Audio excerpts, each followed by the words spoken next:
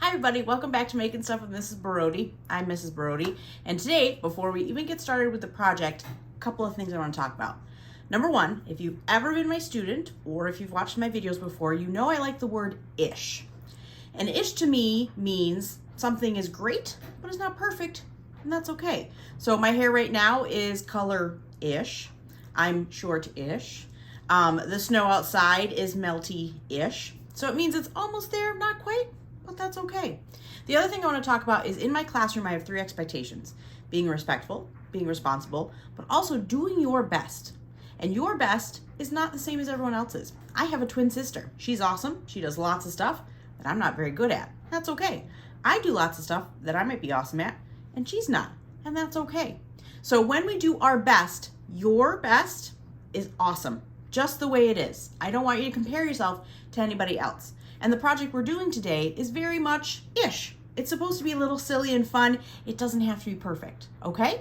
So now that I've told you all that, our project is going to be contour drawing and blind contour drawing. And I'll explain what that is once we get into the materials and the steps of the project, okay? Make sure you're doing your very best, and that's all we can ask, all right? Let's get started. All right, my friends, the supplies you're gonna need for your contour drawings are just paper. And honestly, it could be any kind of paper you want.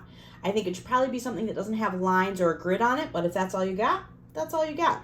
Colored paper, white paper, whatever makes you happy. You're gonna need a pencil, that's what we're gonna start with, and then some kind of marker or something permanent that you can erase, which is sort of the opposite of what we always done, right? I'm always saying use pencil, do it lightly. You're gonna need an eraser in case you make a mistake. This, we're gonna embrace our mistakes. Remember, we're doing ish drawing, so we want them to look a little bit silly and not quite right, and that's okay. So I'm gonna start with my pencil, and the first thing I'm gonna do for my contour drawing is grab something that almost everyone has in their house, and that's a stuffed animal of some kind. So this is one of my little crazy sock minions that I made, and I'm gonna set him off to the side so I can look at him. And the idea of the contour drawing is we're going to draw without picking up our pencil or our marker, okay? So we're gonna draw this whole dude without ever picking up our pencil. And things to remember: go slow, and you wanna start big and go to small. So I wouldn't start this off by drawing his eyeball. I'm gonna start with drawing kind of the outside of him a little bit. And you're gonna have extra lines that we're not gonna erase. This time we want the extra lines. We want it to be a little bit more interesting and have those sort of ish qualities to it, okay? So I'm gonna start, I maybe start at the bottom, so I can start at the bottom of my paper, and I'm gonna work my way up to the top of my minion. All right, and then I'm gonna move into the details. Now, he doesn't have a ton of details. He has a mouth, a couple eyeballs, maybe some stripes up there. He's got these little stripes on his hands. Your stuffed animal might have stripes or polka dots. It might have fur, so your outside's gonna look a little different. This is my stuffed animal, so I'm just kind of showing you the basics, and then you're gonna do it. So this is our contour drawing. Then I'm going to show you the blind contour drawing. So let's move his hand off my paper. I'm going to start at the bottom. I'm going to start with his foot, and I'm always looking back and forth between my subject and my paper, but my pencil never lifts off the paper. Let's see if I can do it. So I'm going to start with his foot. I'm going to go across and then up, and his arms kind of stick out a little bit. So I'm going to actually go off the paper and then come back up, and now I'm up to his sort of weird feet hair things. Remember, he's got 5 things up there. This is a toe sock, so most people do have 5 toes usually. And it doesn't have to be perfect. His little thing up there could have been out a little bit more. His arms could be longer, but we're going for silly, remember? Ish. Okay, I'm done with his legs. Now I gotta come up and do his mouth. And he's got an inside of his mouth, right? Then I gotta do his eyeballs. So he's got a round circle for his eye, and then it kind of comes in like this, and then he's got the string that goes across. And then he's got his other eyeball. He's kind of got like a ring around it. And then he's got, ooh, I lifted up my pencil, cheater. He's got that little piece in the middle. All right, so now I'm gonna go up to his toes and add his stripes. So he's got a little line there. It kind of goes across all his head. And then there's another stripe that kind of goes across there. I'm always looking back and forth at my minion. All right, I gotta work my way back down to the other side. See how I have those extra lines? We want that. It's can make it look more interesting. All right, and then I got his end. And I think before I lift off, I think I got all the parts of him. Okay, so now, how goofy does that look, right? We got all these extra crazy lines around his eyeball and the top of his head. Totally cool. So at this point, I could color him. So I could turn him blue and put in all those details, or you can leave it like this. It's up to you, okay? If he had, let's flip it over. Let's pretend he had, you know, more fuzzy fur. So instead of making straight lines, my lines might be a little bit more wavy to show that he's got, you know, fur. Maybe if he's got polka dots on his legs, we'd have to make a polka dot, and then a polka dot, and then a polka dot. See, never lifting my pencil up, okay? So you're gonna do this first. Then for a challenge, we're gonna try that blind contour. And for that, we're gonna switch it up and not do a stuffed animal. We're gonna do something called a still life. And I'll show you what that is. Okay, so this is my still life. I chose a plant. I chose a teapot and a teacup. And actually that teacup was made by my very good friend, Miss Niferatos. I have a little kitty cat that a friend brought back from a different country, and then a spoon because you need a spoon for your tea. And I chose these because I do drink a lot of tea, and blue is my favorite color. And I have all these plants around my house, so I thought I'd include one. When you make a still life, it could be anything. So if you don't have a plant or a teapot, it could be your stuffed animal from before, and a basketball, and I don't know, a coffee mug. Whatever makes your heart happy. As long as you have something that's kind of tallish, and then something sort of medium-ish, and something that's sort of shortish. It kind of gives you some different things to put into your blind contour drawing, okay? You can start simple with maybe just one or two things. You can make, you know, a still life with a whole bunch of grapes and fruits and lots of things. It's up to you. So this is the still life that I'm gonna be looking at for my blind contour drawing. Okie dokes, friends. I have my paper, and again, whatever size, whatever color that you have, but try and get one without any lines on it, is what you're gonna need. I'm gonna use a Sharpie marker, but you could use a regular marker. Colored pencils might work.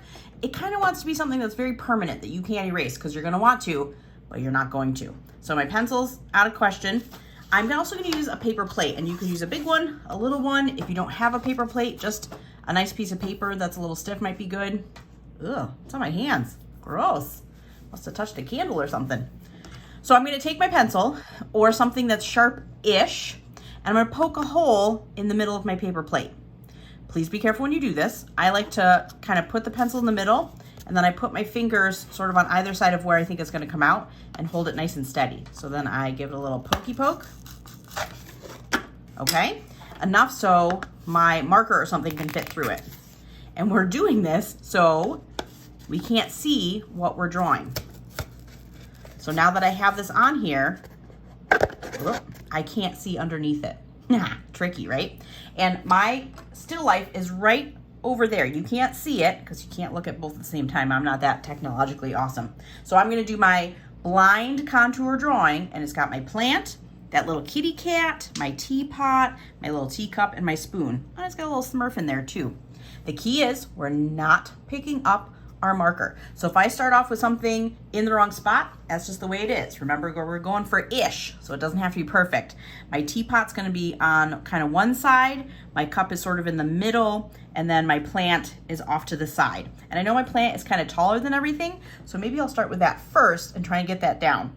But I'm not gonna look at my paper. I'm only looking at my still life. So my eyeballs are over there, not on my paper. Okay, guys? And you're not gonna see it either because my paper plate's gonna cover it up a little bit. So we'll sort of discover at the same time, okay? So I am gonna eyeball. I'm gonna cheat a little bit and figure out where I want my starting point to be, okay? And then I'm just gonna go for it. So I have my top of my vase, and then kind of the bottom of my vase, and then the big plant, and it's got a leaf over here and over there. And then another leaf, and then it's got another plant. It goes even higher. Leaf, leaf, leaf, leaf, leaf, leaf. Then I come back down and draw my little Smurf guy with the mushroom. I don't know what Smurf this is, but he looks happy to be in the plant. And I'm not expecting him to be perfect. All right, now I'm moving on to my cup.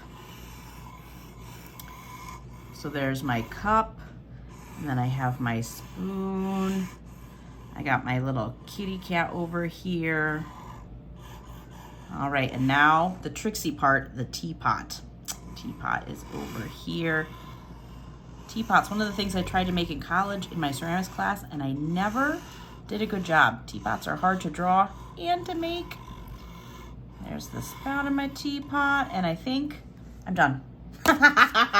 How cool does this look, right? So the first person that looked at it wouldn't say, oh yeah, it's totally a teapot and a cup and a spoon. But as they look closer, they might say, oh, I think that's a plant. They're probably never gonna think that's a Smurf, but they're gonna say, hey, that's a plant and that's a spoon.